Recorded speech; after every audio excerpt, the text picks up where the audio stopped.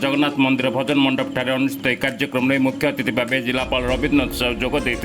अनुष्ठान सभापति प्रमोद पट्टनायक अध्यक्षतार आयोजित कार्यक्रम में अन्यतम अतिथि भाव हास्य अभिनेता Braj Singh, doctor Kulanga, doctor Umakant Mahapatra, mister Kalia, ज्ञान होता समेत व्यंग कवि ऋषिकेश दास उपस्थापक जोगदे। नयगढ़ माटी व्यंग साहित्य माटी बोली अतिथि माने मत व्यक्त करते। ए माटीर उत्कल घंट जदुमणि प्रतिष्ठित होता बेले तांकर कृति नयगढ़ पर गौरव बोली मत व्यक्त करते। कार्यक्रम में अवसर व्यंग कवि हास्य अभिनेता मैंने दर्शक से कलाकृति द्वारा विमोहित करते।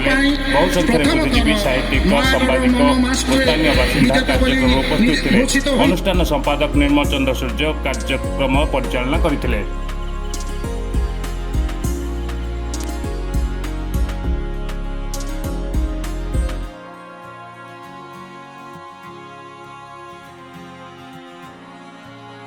राज्य स्तर में बहुत ना कर आज ये उपस्थित अच्छा मुझे अनुष्ठान कर्मकर्ता को धन्यवाद देवी से जो प्रतिभा मैंने आज अच्छा आज आम गहन आज हस बांटापी अच्छा मुझे जिला प्रशासन तरफ धन्यवाद दूसरी से जो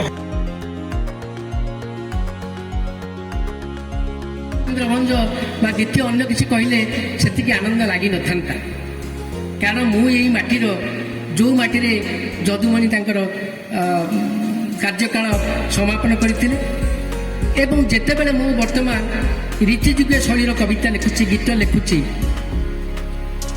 सेतेबेले अनेक कमेंट दियंती जे जदुमणि माटीर बास्ना आसूची। सेतेबेले भी मते लगे जे जदुमणि आत्मा आम भितर प्रवेश कला कि मते बहुत खुशी लगे। जदुमणि जड़े हास्य रसिक, केवल हास्य रसिक नुहति जड़े रीतिजुगीय कवि। पत्नी कहते तुम हसैल, बहुत हसैल, टे रसाओ, तेणु हसैवा सांगे सांगे सी भी रसैले।